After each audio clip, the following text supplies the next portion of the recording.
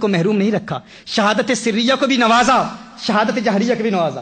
اور یہ انسانیت میں، تمام انسانوں میں فقط میرے آقا صلی اللہ علیہ وسلم کی ذات ہے، فقط رسالت مآب صلی اللہ علیہ وسلم کی ذات ہے. اس پوری کائنات میں فقط میرے آقا وہ واحد شخصیت ہیں، وہ واحد ذات ہیں جنہیں دونوں شہادتیں ملی ہیں. شہادت کی روح تو موجود ہے، شہادت کی اسپریچل فارم تو موجود ہے، آپ پہلے سن چکے. ان یقتل ثم احیا ثم اقتل ثم احیا ثم اقتل ثم احیا. میرے آقا صلی اللہ علیہ وسلم ارشاد فرما رہے ہیں، میرے آقا صلی اللہ علیہ وسلم کے دل میں شدید تمنا ہے شہادت کی، روح تو موجود ہے، سریہ کی ابتدا بھی ہے، جہریہ کی ابتدا بھی ہے، لیکن یہ جہریہ اور سریہ ان کی تکمیل کب ہوتی ہے، ان کا ظہور تام کب ہوا؟ جب میرے آقا صلی اللہ علیہ وسلم کے شہزادے امام حسن مجتبی کی شہادت ہوتی ہے زہر کھلائے جانے کی بنیاد پر. اور میرے آقا صلی اللہ علیہ وسلم کی شہادت جہریہ کی انتہا کب ہوتی ہے، ظہور تام کب ہوتا ہے؟ جب امام حسین کربلا کے میدان میں شہید ہوتے ہیں. محترم حبیب غور کیجیے، رسالت مآب صلی اللہ علیہ وسلم نے دونوں شہادتوں کو نوازا ہے. کیا کسی کے لیے ممکن ہے اس دنیا میں، کیا کسی کا نام آپ لے سکتے ہیں، کسی کی مثال پیش کر سکتے ہیں جسے دونوں شہادتیں ملی؟ جو لوگ اس حوالے سے ذہنی ارتباک کا شکار ہو جاتے ہیں، ذہنی تذبذب کا شکار ہو جاتے ہیں کہ حضور کو شہادت ملی یا نہیں ملی، میں کہتا ہوں ملنا تو بات کی بات ہے. میرے آقا صلی اللہ علیہ وسلم کو وہ شہادت ملی جو کسی کو نہیں ملی. اگر ایک بندہ اسے زہر کھلایا جائے اور اس کی موت واقع ہو جائے تو اس کی ایک ہی موت ہوگی، شہادت سریہ. اب پھر وہ دوبارہ زندہ ہو کر آئے گا تو پھر اس کی شہادت جہریہ ہوگی. یہ تو ممکن ہی نہیں ہے، لیکن فقط میرے آقا کی ذات ہے جنہیں دونوں شہادتوں کو میرے آقا نے نوازا، شہادت جہریہ کو بھی نوازا، شہادت سریہ کو بھی نوازا، تاکہ کوئی شہادت محروم نہ رہے، کوئی شہادت یہ نہ کہے، شہادت سریہ یہ نہ کہے کہ آقا نے شہادت جہریہ کو نوازا ہے مجھے نہیں نوازا، شہادت جہریہ یہ نہ کہے کہ آقا نے سریہ کو نوازا ہے مجھے نہیں نوازا. دونوں کو آقا نے سینے سے لگا لیا اور دونوں کو سینے سے بھی لگایا، اور گویا کہ یہ بھی ارشاد فرما رہے ہیں، ہے شہادت سریہ آ سینے سے لگ جا، ہے شہادت جہریہ آ سینے سے لگ جا. تم دونوں سینے سے لگ جاؤ، اور جن کے ذریعے تمہارا ظہور ہوگا انہیں کندھوں پر سوار کیا ہوا ہے، کندھوں پر سوار کیا ہوا ہے. اب بھول گئے وہ واقعہ، شاید آپ کو یاد نہ ہو. فاروق اعظم رضی اللہ تعالیٰ عنہ نے میرے آقا کو دیکھا. میرے آقا صلی اللہ علیہ وآلہ وسلم امام حسن مجتبی کو اپنے کندھے پر اٹھائے ہوئے ہیں. ایک کندھے پر امام حسن مجتبی ہیں، ایک کندھے پر امام حسین رضی اللہ تعالیٰ عنہ ہیں. فاروق اعظم دیکھتے ہیں اور فرماتے ہیں، ہے حسن ہے حسین تمہاری سواری کتنی پیاری ہے.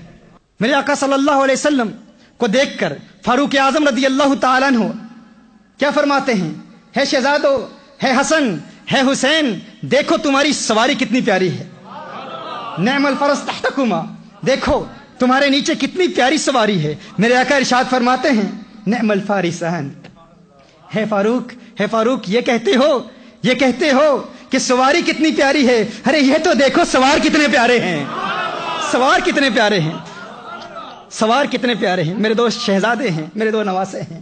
میرے آقا صلی اللہ علیہ وسلم کو پیار کتنا ہے، اس قدر پیار ہے، قربان جائیں امام حسین رضی اللہ تعالی عنہ کی عظمتوں پر، امام حسین کی عبادت پر، کہ امام حسین کبھی میرے آقا صلی اللہ علیہ وسلم کی گود میں بیٹھ کر عبادت کرتے ہیں، کبھی میرے آقا صلی اللہ علیہ وسلم کی پشت پر سوار ہو کر عبادت کرتے ہیں، کبھی کندھے پر سوار ہو کر عبادت کرتے ہیں، اور کبھی نوکے نیزہ پر سوار ہو کر عبادت کرتے ہیں. یہ امام حسین کی عظمتیں ہیں. رسالت مآب صلی اللہ علیہ وسلم سجدے میں ہیں. سنن النسائی کی حدیث ہے، میرے آقا صلی اللہ علیہ وسلم سجدے میں ہیں. عشاء کی نماز ہے، رسالت مآب صلی اللہ علیہ وسلم نماز میں ہیں، سجدے میں ہیں، اور میرے آقا صلی اللہ علیہ وسلم نے اپنا سجدہ طویل کر دیا. صحابہ عرض کرتے ہیں نماز کے بعد، یا رسول اللہ صلی اللہ علیہ وسلم، آقا آپ نے نماز میں سجدہ طویل کیوں کر دیا، سجدہ لمبا کیوں کر دیا؟ رسالت مآب صلی اللہ علیہ وسلم نے ارشاد فرمایا، ان ابن هذا ارتحلني فكرهت ان اعجله حتى يقضي حاجته. میرے آقا صلی اللہ علیہ وسلم نے ارشاد فرمایا، میرا یہ بیٹا حسین یہ میری پشت پر سوار ہو گیا تھا، میرا بیٹا حسین میری پشت پر سوار ہو گیا تھا، اور میں چاہتا نہیں تھا کہ اپنے بیٹے کو تکلیف دوں یہاں تک کہ اس کی حاجت پوری ہو جائے. اب بیٹے کی حاجت کیا تھی؟ بیٹا آقا کی پشت کو چوم رہا تھا، آقا کی پشت سے برکتیں حاصل کر رہا. تو میرے آقا صلی اللہ علیہ وآلہ وسلم، یہ صرف آپ کو بیدار کرنے کے لیے چند نکات بیان کیے ہیں، ابھی موضوع کی طرف واپس آ رہا ہوں. اس سے اس بات کی وضاحت ہو گئی کہ میرے آقا صلی اللہ علیہ وسلم کی شہادت کا ظہور تام کہاں ہوا؟ رسالت مآب صلی اللہ علیہ وسلم کی شہادت کا ظہور تام امام حسین رضی اللہ تعالی عنہ جب میدان کربلا میں شہید ہوتے ہیں تو رسالت مآب صلی اللہ علیہ وسلم کی شہادت کا ظہور تام ہو جاتا ہے. اس سے یہ بات بھی واضح ہوگی، اس بات کی بھی وضاحت ہوگی کہ رسالت مآب صلی اللہ علیہ وآلہ وسلم کے لیے ہی امام حسین شہید ہوئے. امام حسین کی شہادت کس کے لیے ہے؟ میرے آقا صلی اللہ علیہ وسلم کے لیے. امام حسین کی شہادت کس کے لیے ہے؟ حضور کے لیے ہے. اپنے نانا کے دین کو بچانے کے لیے ہے. نانا کے دین کی بقا اور سلامتی کے لیے ہے. آقا شہید ہوئے تو کس کے لیے ہوئے؟ نانا کے دین کو بچانے کے لیے, اپنے نانا کے لیے. اب غور کیجئے, جب اس بات کی تنقید ہو گئی کہ امام حسین کی شہادت حضور اکرم صلی اللہ علیہ وآلہ وسلم کے لیے ہے, تو آئیے قرآن کریم کی جن آیات کو سرنامہ سخن کی حیثیت سے تلاوت کرنے کا شرف حاصل ہوا. اس میں خلاق کائنات ارشاد فرماتا ہے, سب سے پہلے اللہ عز و جل تحویل قبلہ کا ذکر کرتا ہے کہ اللہ عز و جل نے اپنے محبوب کے لیے قبلہ بدل دیا. محبوب کے لیے قبلہ بدل دیا. اللہ نے محبوب کے لیے قبلہ بدل دیا. عربی کا ایک مقولہ ہے, فلان یحب فلانا بحیث یقلب له القبلہ. فلاں فلاں سے اتنا پیار کرتا ہے کہ اپنے محبوب کے پیار میں قبلہ ہی بدل دے. فلاں فلاں سے اس قدر پیار کرتا ہے کہ محبوب کے پیار میں قبلہ ہی بدل دے. اب یہ حقیقت پر مبنی تو بات نہیں ہے نا. کیا محبوب جس سے آپ پیار کرتے ہیں, کیا کوئی اپنے محبوب کے لیے قبلے بدلتا ہے؟ بدلتا نہیں ہے. لیکن رب فرما رہا ہے محبوب, یہ دنیا والوں کی مثال ہے, رب قبلے بدل دیا کرتا ہے. قد نرى تقلب, محبوب ہم دیکھ رہے ہیں تیرا چہرہ آسمان کی جانب اٹھ رہا ہے. ہاں, فلنولینک قبلۃ ترضاها, اب طلاب العلم سے بات کر رہا ہوں. فلنولینک قبلۃ ترضاها, محبوب ہم تیرا چہرہ پھیر دیں گے. قبلۃن, قبلۃن نکرہ ہے. قبلۃن کیا ہے؟ نکرہ ہے. اب کعبہ معرفہ ہے, اور معرفہ کی تعبیر نکرہ سے نہیں کی جاتی, اور نکرہ جب سیاق کلام میں ہو تو اس کے بعد اگر ترضاها یہ فعل ہے جو نکرہ ہے, فعل مضارع نکرہ ہے. اب قبلۃن نکرہ ہے, یہ بھی نکرہ ہے, تو جملہ یہ مرکب توصیفی بنا. اس کا معنی کیا ہوا کہ اللہ عز و جل ارشاد فرما رہا ہے, القبلۃ نہیں فرمایا, کیونکہ کعبہ معرفہ ہے.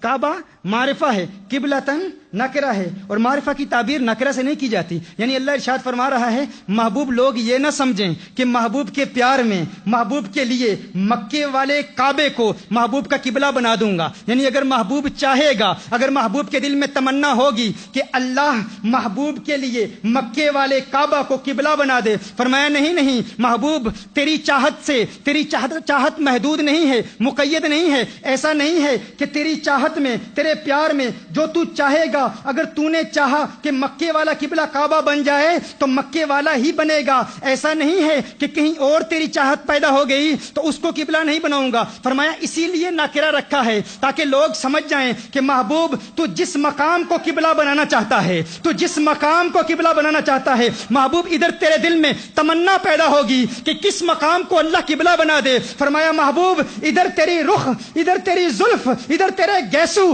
رخ بدلیں گے, ادھر تیرے گیسو پھریں گے, ادھر اللہ قبلہ پھیر دے گا. قبلہ پھیر دے گا. ایسا نہیں ہے کہ فقط مکہ والا قبلہ, فقط مکہ والا کعبہ نہیں ہے.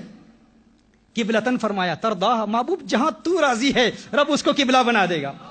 تو پہلے تحویل قبلہ کا ذکر ہے, قبلہ کے بدلنے کا ذکر ہے. اب دیکھیے اس کے فوراً بعد اب لوگ بڑے حیران تھے, متعجب تھے کہ یہ کیسے ہو گیا کہ قبلہ ہی بدل دیا.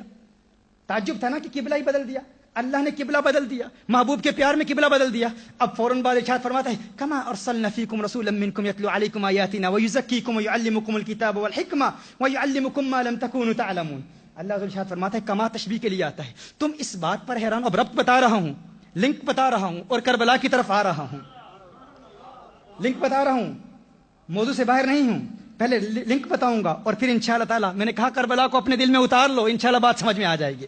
دیکھیے پہلے فرمایا تحویل قبلہ, قبلہ کا ذکر ہے, قبلہ کے بدلنے کا ذکر ہے. اس کے فوراً بعد کما ارسلنا, محبوب دینے کا ذکر ہے کہ میں نے اپنا محبوب تمہیں دے دیا, میں نے اپنا محبوب تمہیں دے دیا. کما ارسلنا, جس طرح دیا. اب کما کیا ہے؟ یہ تشبیہ کے لیے آتا ہے. کما, کما کس کے لیے آتا ہے؟ تشبیہ کے لیے, سملیرٹی کے لیے.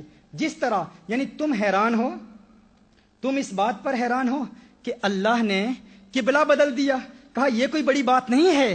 جس طرح, یہ دیکھو تم کہتے ہو قبلہ کس طرح بدل دیا, کس طرح بدل دیا. اب کما کا لنک دیکھو, کما جس طرح. تم کہتے ہو قبلہ کس طرح بدل دیا. کہا جس طرح محبوب دے دیا. قبلہ بدلنا بڑی بات ہے یا محبوب دینا بڑی بات ہے؟ بھائی کبھی کوئی کسی کو اپنا محبوب دیتا ہے؟ کسی سے پیار ہو جائے تو اب اپنا محبوب کسی کو دو گے, اپنے بلوڈ کو کسی کو دے دو گے؟ بھائی دینا تو بڑی بات ہے. کوئی کسی دوسرے کو اپنا محبوب دکھاتا بھی نہیں ہے, چھپاتا ہے, چھپاتا ہے کہ کوئی میرا محبوب دیکھے نا, کوئی میرا محبوب دیکھے نا. محبوب کو چھپاتے ہیں. جس سے پیار ہو جائے انسان کہتا ہے کوئی اسے نہ دیکھے, یہ کسی کو نہ دیکھے, یہ مجھے دیکھے میں اسے دیکھوں. یہی تو پیار ہے, یہی محبت ہے, یہی چاہت ہے, یہی عشق ہے کہ میرا محبوب مجھے دیکھے. آن بسو मोरे नैनन में मैं अखियन बंद कर लूं, ना मैं देखूं गैर की जानिब, ना तोहे देखन दूं. Beloved, come and live in my eyes. Oh, beloved, come and reside in my eyes. Come and live in my eyes. Come and live in my eyes. Why do you want your beloved to come and live in your eyes? So I can close my eyes. I can close my eyes. Oh, lover, why do you want to close your eyes? I want my beloved to come and live in my eyes, and I want to close my eyes so my beloved can see none other than me, and I can see none other than my beloved. जब प्यार हो जाता है किसी से, मोहब्बत हो जाती है किसी से, तो इंसान किसी और को देखना ही नहीं चाहता. इंसान कहता है जिंदगी जाए, जिस्म जाए, सब कुछ बर्बाद हो जाए, दो नैन सलामत रहें, मेरी दो आंखें सलामत रहें, दो आंखें सलामत रहें, ताकि मैं महबूब को देखता रहूं. कागा मोरा सब तन खाइयो, चुन चुन खाइयो मांस, पर दो नैन मोरे न खाइयो, महे पिया मिलन की आस. महे पिया मिलन की आस. कागा सब कुछ खा जाओ, जिस्म खा लो, आंखें नहीं खाना, क्योंकि इन आंखों से महबूब का जलवा देखता हूं, इन आंखों से महबूब का दीदार करता हूं. तो मैं अर्ज कर रहा था कि अल्लाह ने महबूब दे दिया, तो अल्लाह इरशाद फरमा रहे कमा कमा अरसलना. तुम इस बात पर मुताज्जिब हो, इस बात पर हैरान हो, तुम इस बात पर परेशान हो, हैरान हो कि किबला बदल दिया. कहा नहीं नहीं, इससे बड़ी बात देखो, हमने तो अपना महबूब दे दिया है. सारे गुलाब रेत पर. अब सवाल ये पैदा होता है इसके फौरन बाद जिक्र का बयान आ गया, फज़कुरूनी अज़कुरकुम. अब जिक्र का क्या ताल्लुक है? तो जब इंसान किसी को अपना महबूब देता है ना, कोई प्यारी चीज देता है, किसी को आप तोहफा देते हैं तो क्या कहते हैं? जा ये तोहफा ले ले, मुझे याद रखना, भूलना नहीं. जब भी इस तोहफे को देखना मुझे याद कर लेना. अल्लाह ने अपना महबूब दे दिया, फज़कुरूनी अज़कुरकुम वश्कुरूली वला तकफुरून. मैंने तुम्हें अपना महबूब दिया है, जा महबूब ले जा, मुझे याद रखना, मुझे ना भूल जाना. और महबूब की ताज़ीम की सूरत में जब तू मुझे याद करेगा तो तेरे दर्जात की बुलंदी की सूरत में मैं तेरा चर्चा करूंगा, मैं तेरा चर्चा करूंगा. अब सवाल पैदा होता है कि फौरन इसके बाद अल्लाह अज़्ज़ व जल फौरन इसके बाद क्या फरमाता है? इस्ताईनु बिस्सब्र वस्सलाह. अब नमाज का जिक्र कहां से आ गया? फौरन सब्र का जिक्र कहां से आ गया? अब सब्र क्या है? तुलाबुल इल्म जानते हैं कि सब्र यहां इक्तिदान मुसीबत पर दलालत करता है. आप जानते हैं महजूफ, मुक़द्दर और मुक़्तदा का फर्क क्या है. यहां शरीयत का तकाजा भी है, लुगत का तकाजा भी है, अकल का तकाजा भी है कि यहां मुसीबत मुक़्तदा हो. यानी सब्र उसी वक्त किया जाता है जब मुसीबत आती है. जब मुसीबत आती है तो सब्र किया जाता है. यानी गोया अल्लाह इरशाद फरमा रहा है कि जब मैंने तुम्हें अपना महबूब दे दिया